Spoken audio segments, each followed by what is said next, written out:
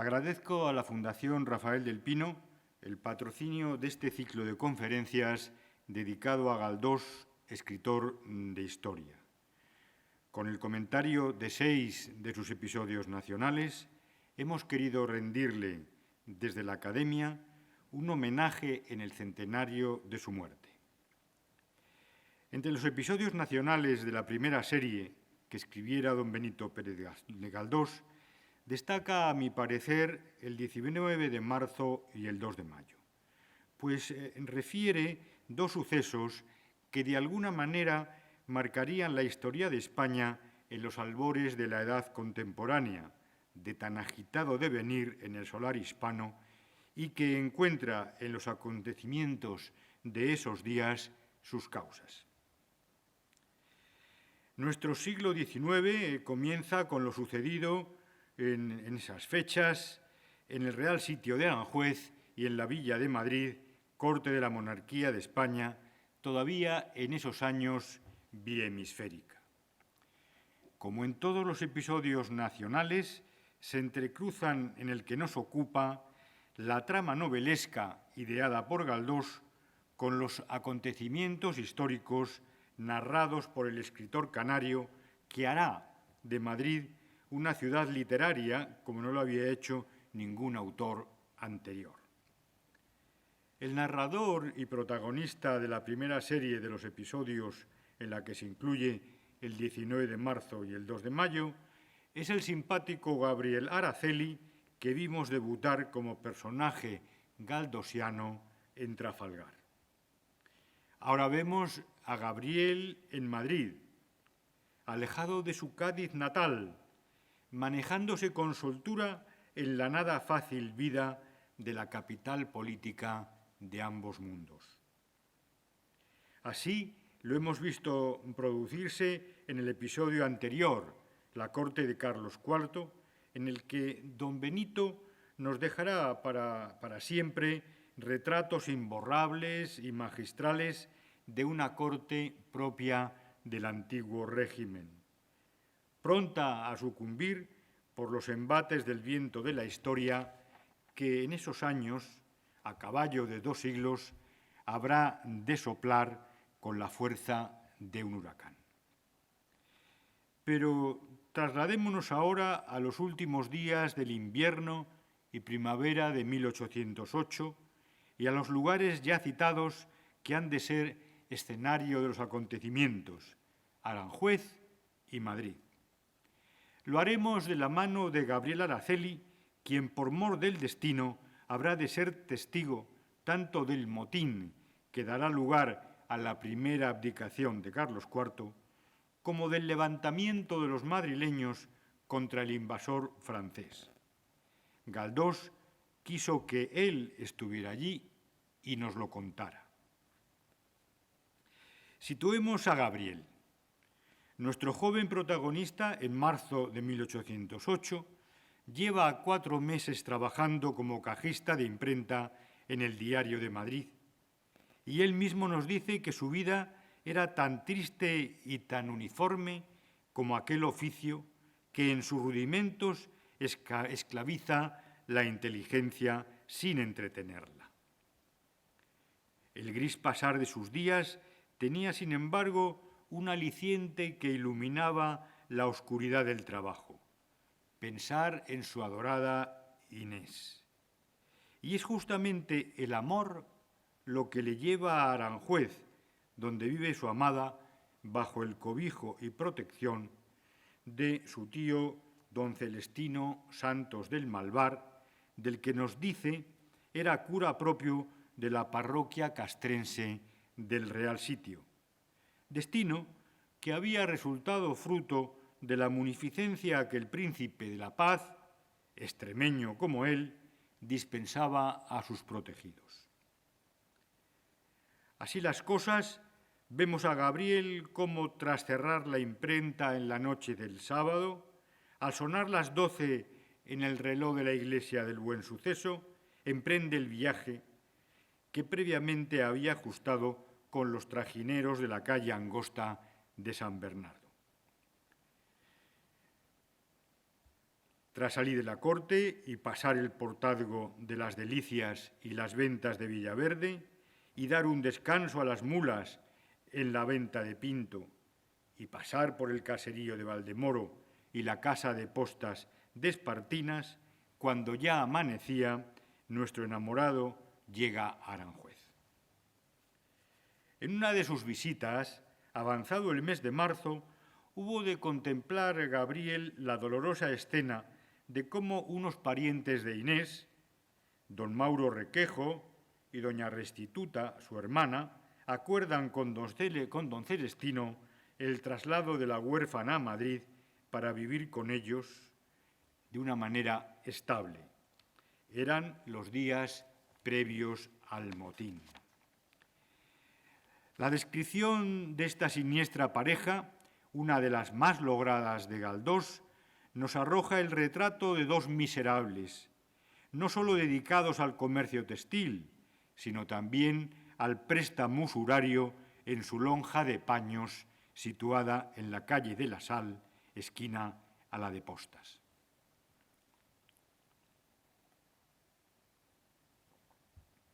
Ausente ya Inés del Real Sitio, habrá de vivir Gabriel una serie de peripecias, alguna personal, como la visita a Godoy acompañando a don Celestino, y otras teñidas claramente de tinte histórico, como serán los acontecimientos vividos en el Real Sitio entre el 17 y el 19 de marzo.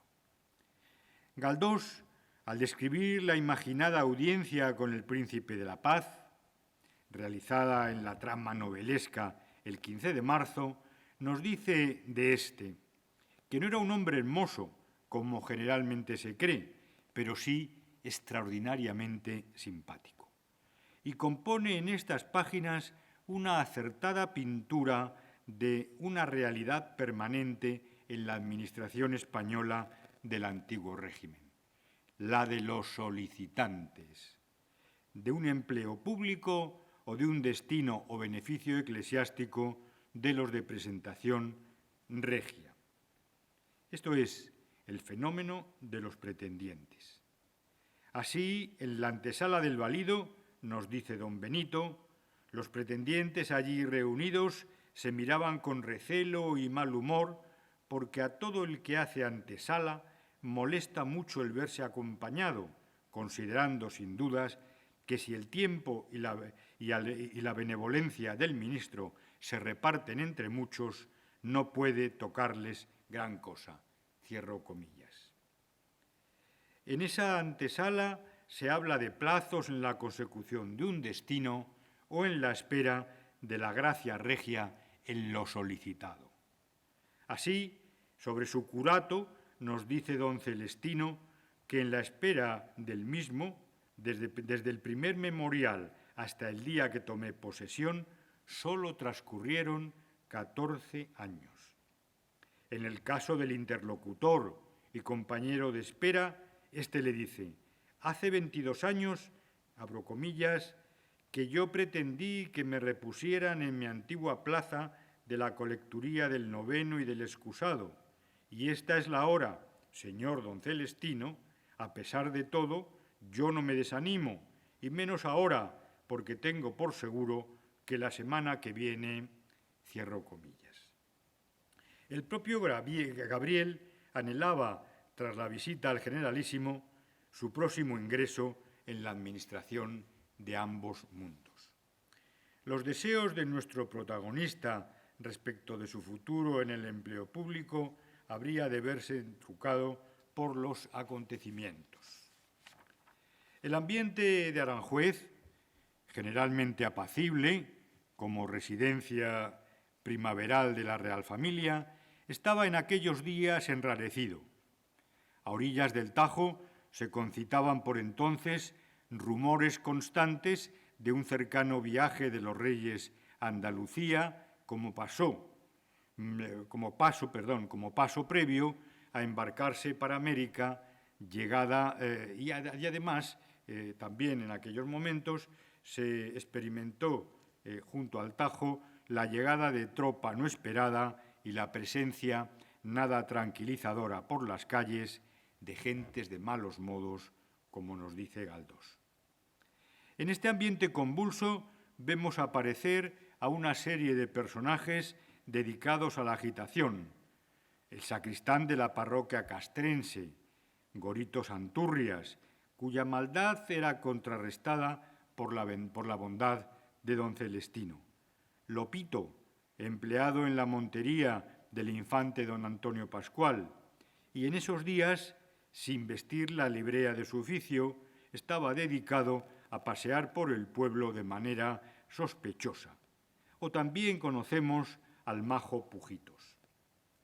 En las calles de Aranjuez era cada vez más presente una cantidad inusual de paletos manchegos, nos dice Galdós, de los que, a decir de Lopito, cobran 8, 10 o 12 reales diarios con viaje pagado y vino a discreción.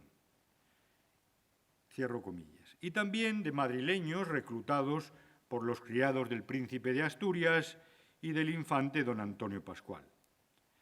A la tropa se le había repartido dinero y, dirigiendo todo el movimiento popular, el llamado tío Pedro, que no era otro que don Eugenio Portocarrero Palafox y Guzmán, muy pronto conde de Montijo. Nada había supuesto para los agitadores y paisanos propicios a la revuelta el comunicado emitido por Carlos IV el día 16 y circulado por don Antonio Mon y Velarde, gobernador interino del Consejo de Castilla.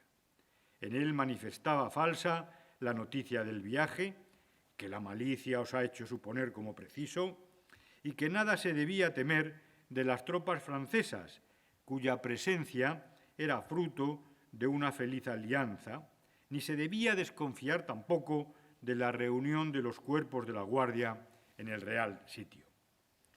Todo estaba preparado y los principales conspiradores, según recoge nuestro relator, y a su parecer todo el mundo sabía, eran el príncipe de Asturias, abro comillas, su tío, su hermano, sus amigos y adláteres, muchos gentiles hombres, altos funcionarios de la Casa del Rey y algunos ministros. Cierro comillas. Efectivamente, así era.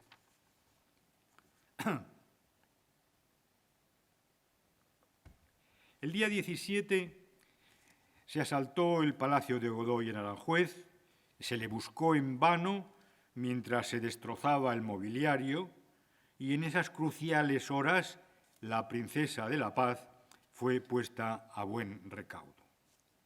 Finalmente, al día siguiente, el hasta entonces poderoso Valido fue hallado en un desván donde le había escondido uno de sus sirvientes. No sin esfuerzo, dadas las intenciones de la turba que ocupaba las calles, un piquete de la Guardia logró conducirlo al cuartel donde había de quedar preso. Galdós muestra, sin embargo, conmiseración por el duque de Sueca, duque de la Alcudia y príncipe de la paz. Así nos dice de él que, abro comillas, los favoritos que dejaron su cabeza sobre el tajo de un cadalso fueron sin disputa menos mártires que don Manuel Godoy, llevado en vergonzosa procesión entre feroces risas y torpes dicharachos, sin morir, porque no matan los arañazos y pellizcos. Cierro comillas.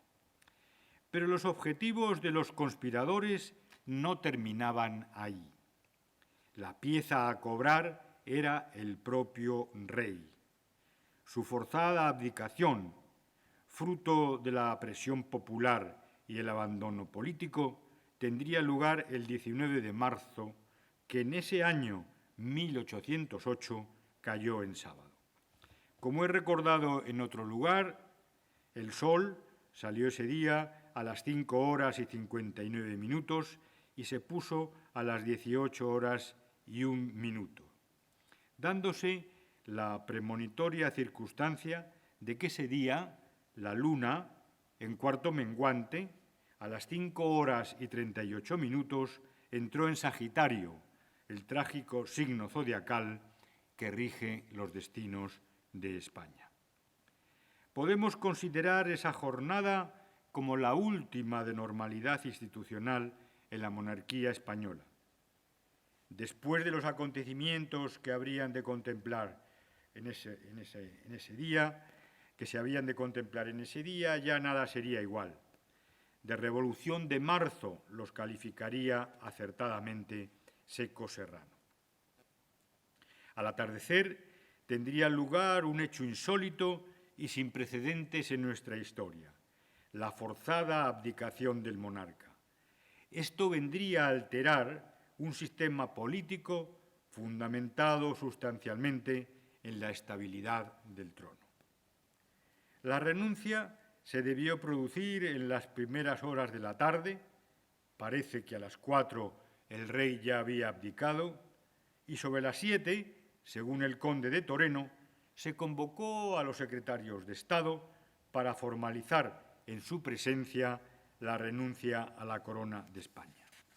El texto de la abdicación, fechado el mismo 19 de marzo, aparecería en la Gaceta de Madrid el viernes 25 de ese mes, y en él se nos dice: como los achaques de que adolezco no me permiten soportar por más tiempo el grave peso del gobierno de mis reinos, y me sea preciso, para reparar mi salud, gozar en clima más templado de la tranquilidad de la vida privada, he determinado, después de la más seria deliberación, abdicar mi corona en mi heredero y muy caro hijo, el príncipe de Asturias.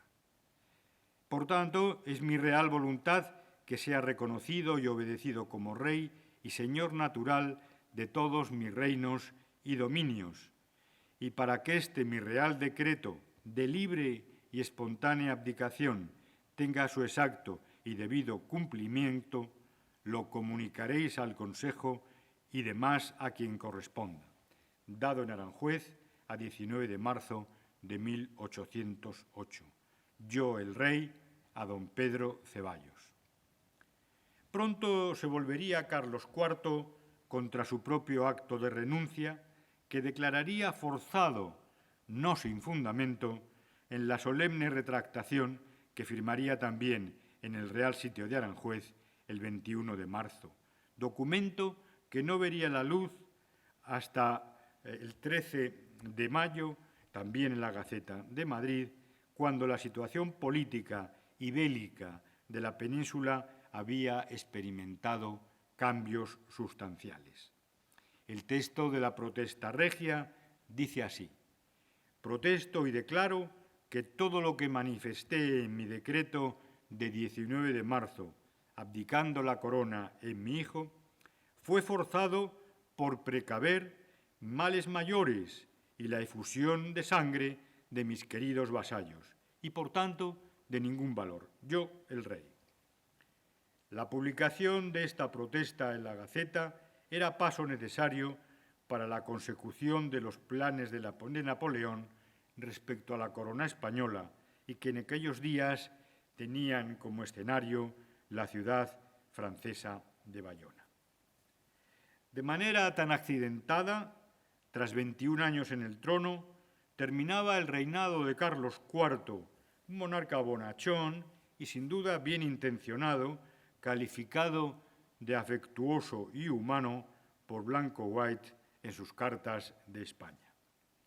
Fue precisamente el día 21 de marzo cuando fue convocado el Ayuntamiento de Madrid, presidido por el corregidor don Pedro de Mora y Lomas.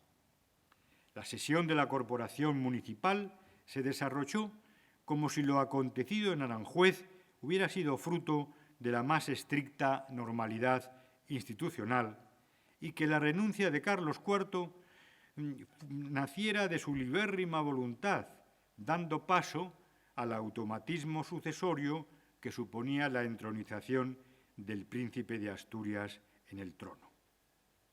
A efectos protocolarios se nombraron los comisarios de enhorabuenas y pésames, como se solía hacer en estas ocasiones.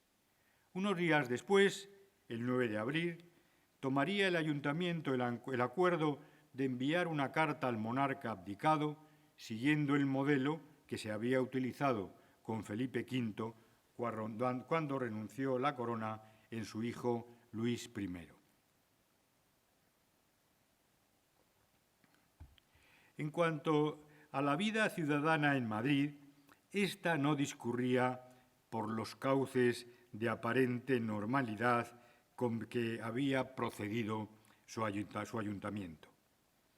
Ya en la mañana del 19 de marzo, cuando aún no se había producido la renuncia del monarca, grupos de alborotadores se habían dirigido a la residencia de Godoy, profiriendo mueras a su persona y gritando vivas al rey. El clima de agitación y desasosiego seguiría en los días siguientes y se tornaría en júbilo con motivo de la entrada del nuevo rey en la villa el 24 de marzo. Pero el ambiente en Madrid era de inquietud. Un actor de la época, Rafael Pérez, que nos ha dejado una curiosa relación de lo acontecido en esa primavera, nos dice, abro comillas, los franceses pasaban revista casi todos los días y la gente de Madrid empezó a incomodarse con ellos y a recelar mucho y malo de su venida, cierro comillas. Efectivamente, el malestar de los madrileños venía en aumento desde el día de la entrada de Fernando VII en las Cortes. Las tropas francesas, situadas en la calle del Arenal, no dejaron de molestar a los vecinos que acudieron a dar vivas al nuevo rey. La situación militar de la villa y corte no podía ser más inquietante. Los efectivos españoles se habían reducido a una fuerza militar de 3.000 hombres, mientras que las tropas francesas, asentadas en Madrid y sus cercanías, sumaban 36.000, a la cabeza de las cuales se encontraba el mariscal Murat, gran duque de Berg y lugarteniente de Napoleón en España. Aquella trágica primavera de 1808 avanzaba. Y los protagonistas de nuestra historia han cambiado de escenario. Inés está en Madrid, en casa de los Requejo, y Gabriel ha vuelto a la villa y vive en la calle de San José, número 12, frente al Parque de Artillería de Monteleón, que tan importante papel ha de jugar en nuestra historia. Nada más llegar, nuestro protagonista, recordando un antiguo anuncio inserto en el Diario de Madrid, y en el que se ofrecía un puesto de mozo en la tienda de los Requejos, este se ofrece para cubrirlo, plegándose a las penosas condiciones que ofrecen los miserables hermanos, 12 reales al mes y la mantención. De esta manera podría ver a Inés, dedicada en jornadas agotadoras a coser las camisas que cortaba doña Restituta para su venta. En la tienda conocería a Juan de Dios, hombre de confianza de la casa. Eran los momentos previos a la entrada de Fernando VII. El señor de Lobo, empleado en el Consejo y Cámara de Castilla, que espera de la nueva situación le concedan una escribanía de cámara y es visita habitual en la tertulia de los Requejos, comenta, abro comillas, que está Madrid que parece un ascua de oro, qué luminarias, qué banderas, qué gentío por esas calles de Dios. Será, cierro comillas, será él quien anime a don Mauro a casarse con Inesita, a lo que ésta se opondría con valentía y decisión, y será también él quien comunique a los hermanos que la huérfana no es tal, sino que es hija de una acaudalada condesa. Esta circunstancia y la negativa de Inés a casarse hará que don Mauro se muestre más lisonjero con su pretendida, ordenando que deje las extenuantes jornadas de trabajo a que la somete doña Restituta. Así, llegado el 24 de marzo, acompañados de Gabriel, los dos hermanos vestidos para la ocasión e Inés, que los acompaña, irán a contemplar la entrada del nuevo rey en la corte. Fue un día caluroso, pese a estar a principios de la primavera, pues como nos dice don Benito, era un día de marzo de esos que parecen días de junio, privilegio de la corte de las Españas, que suele abrasarse en febrero y helarse en mayo. Esa jornada contemplará uno de los incidentes que hará aumentar la animadversión de los madrileños hacia unas tropas que muchos consideran ya invasoras. Fue el hecho, relatado por Galdós, de esta manera: que una compañía de la Guardia Imperial, con Migá a la cabeza, apareció por la calle del Arenal. Figuraos un pie que se empeña en entrar en una bota donde ya hay otro pie. El gran duque de Ber, petulante y vanidoso, se obstinó en presentarse con sus tropas en la carrera por donde había de pasar el rey, lo cual no tenía nada de culpable, pero lo hizo tan inoportunamente, y sus mamelucos y dragones vejaron de tal modo al pueblo madrileño que algunos autores hacen datar desde aquella hora la general antipatía de que los franceses fueron objeto. Cierro comillas. El tumulto del momento hace que Inés se separe de don Mauro y doña Restituta, propiciando una cercanía a Gabriel, pronto frustrado al ser hallados por los dos hermanos, los dos enamorados. En cuanto a Madrid, la vida en la villa es cada vez más agitada en relación con la presencia francesa.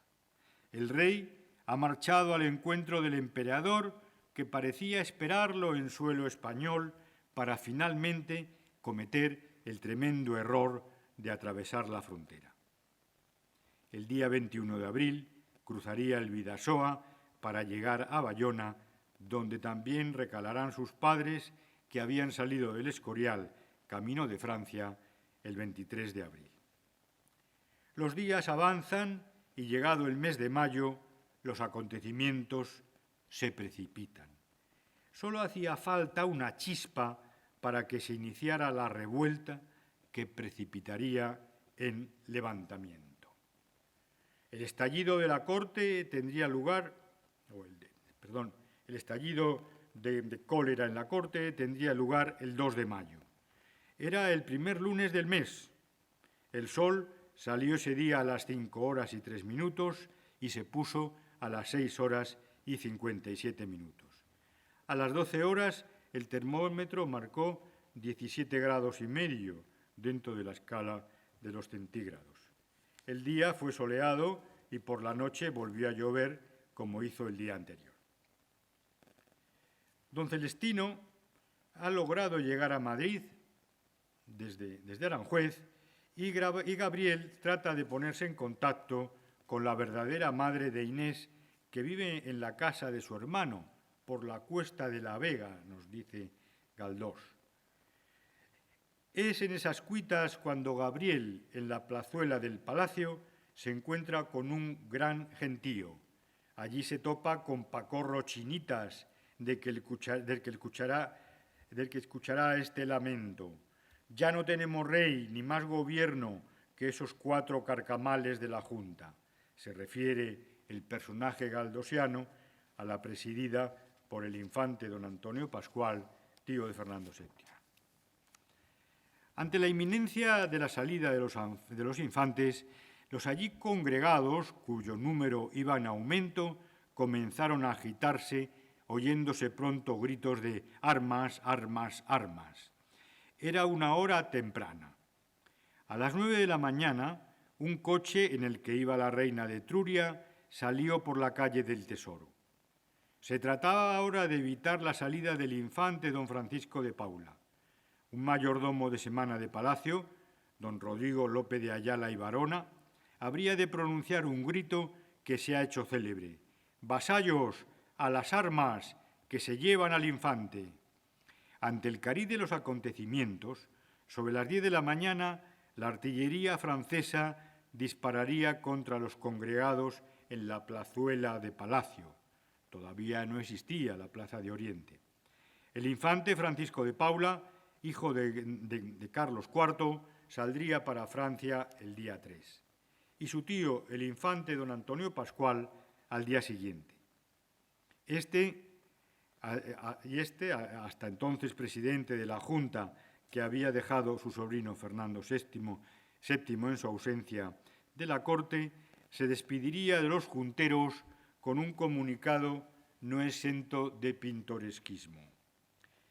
Nos dice: a la Junta para su gobierno la pongo en noticia, como me he marchado a Bayona de orden del rey, y digo a dicha Junta que ella siga en los términos mismos, como si yo estuviera en ella. Dios nos la dé buena. Adiós, señores, hasta el valle de Josafat. Antonio Pascual. El mismo día que el infante tío salía para Francia, Murat se hacía cargo de la presidencia de la Junta de Gobierno. El día 2, las calles entre Palacio y la Puerta del Sol pasaron a ser un hervidero de gente deseosa de atacar a los que ya el pueblo consideraba invasores. Lugares que se harían célebres son la cava de San Miguel, donde las mujeres jugarían un papel protagonista, y sobre todo la Puerta del Sol. Caldós describe lo allí sucedido sobre las 11, utilizando una vez más a Gabriel como relator. Así nos dice: la lucha, mejor dicho, la carnicería, era espantosa en la Puerta del Sol. Cuando cesó el fuego y comenzaron a funcionar los caballos, la guardia polaca llamada Noble y los famosos mamelucos cayeron a sablazos sobre el pueblo, siendo los ocupadores de la calle Mayor los que alcanzamos la peor parte, porque por uno y otro flanco nos atacaban los feroces jinetes. El peligro no me impedía observar quién estaba en torno mío. Así pude decir que sostenían mi valor vacilante, además de la primorosa, un señor grave y bien vestido que parecía aristócrata, y dos honradísimos tenderos de la misma calle a quienes yo de antiguo conocía. Cierro comillas. Junto a los mamelucos inmortalizados por Goya y los polacos, cargarían también en esa plaza los cazadores de la Guardia y los dragones. El combate se nos mostraría desigual, pero heroico, por el empeño en la lucha del pueblo madrileño. La lucha se sucedía aquí y allá, se actuaba desde las ventanas y balcones. Las navajas se convirtieron en arma habitual de ataque y defensa. Mujeres y hombres trataban de descabalgar a los jinetes del ejército imperial con los instrumentos que tenían a su alcance. La superioridad numérica y la falta de preparación para el combate del pueblo en lucha presagiaba el resultado de la desigual contienda que se libraba en las calles de Madrid. La villa se mostraba heroica en uno de los días más notables de su historia. De pronto, la voz de un anciano, presto a la lucha, animando a sus hijas al combate, le dice a éstas lo que para él es España. ¡Viva España!, grita. ¿Vosotras sabéis lo que es España? Pues es nuestra tierra, nuestros hijos, los sepulcros de nuestros padres, nuestra casa, nuestros reyes, nuestros ejércitos, nuestra riqueza, nuestra historia, nuestra grandeza, nuestro nombre, nuestra religión. Pues todo esto nos quiere quitar Napoleón. Muera Napoleón.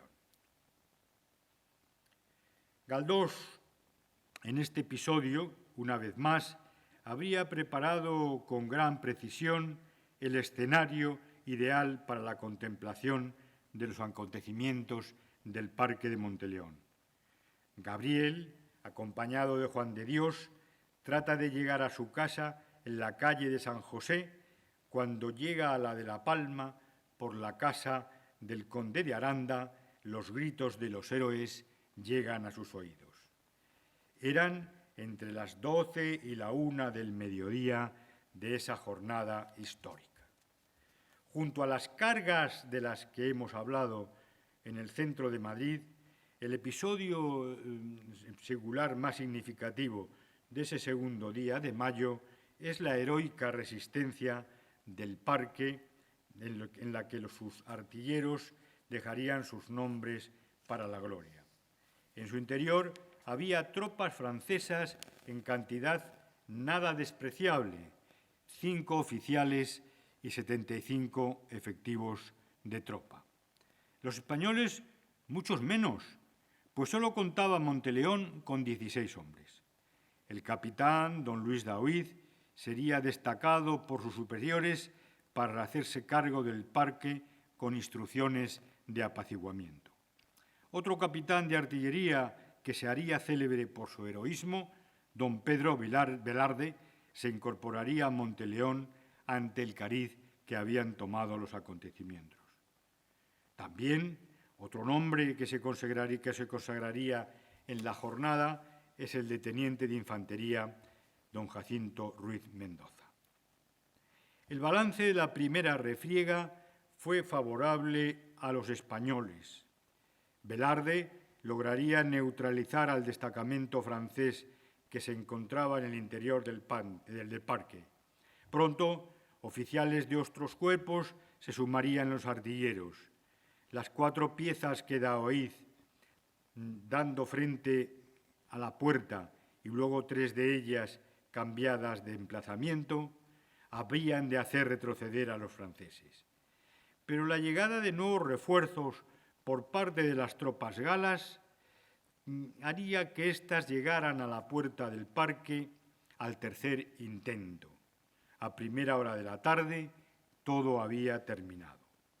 Gabriel, Inés, don Celestino y Juan de Dios pudieron seguir el desarrollo de los acontecimientos de la lucha desde la ventana de la calle de San José. Y será Gabriel, una vez más, quien nos ilustra con aquello que está viendo. Nos dice: funcionaban 4 piezas, he oído hablar de 5, 2 de A8 y 3 de A4, pero yo creo que una de ellas no hizo fuego o solo trabajó hacia el final de la lucha.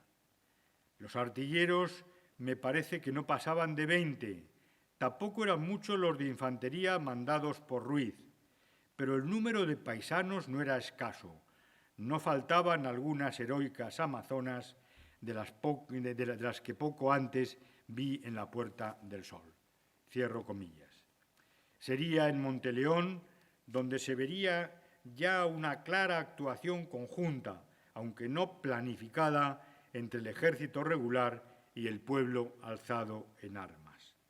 El empuje de los granaderos y la llegada de la artillería imperial haría que la resistencia de Monteleón sucumbieran y con el parque sus heroicos defensores Daoiz y Velarde.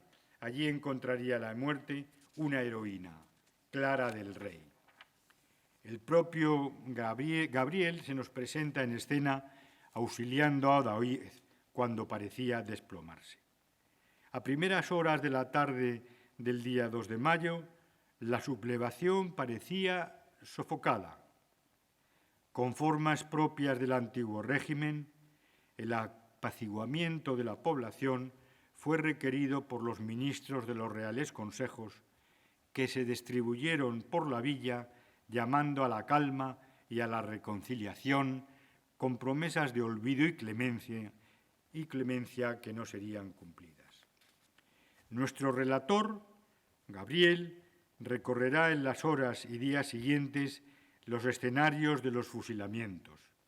Los más señalados tendrían lugar en la montaña del Príncipe Pío, el Paseo del Prado, la Puerta de Alcalá y el Portillo de Recoletos, y no cesarían hasta el 4 de mayo.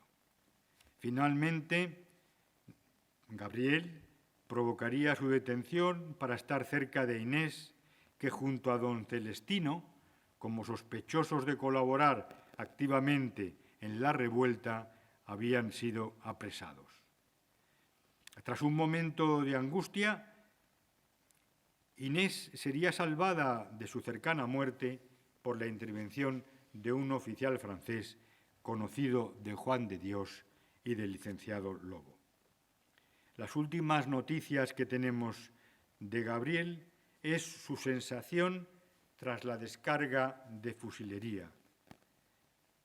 Así nos dice: después de un vago reposo, una extinción rápida, un olvido creciente e invasor, y por último, nada, absolutamente nada. Cierro comillas. Deberemos esperar al siguiente de los episodios nacionales, Bailén, para saber qué ha sucedido con nuestros protagonistas. Galdós finalizó este episodio en Madrid en 1873. Muchas gracias.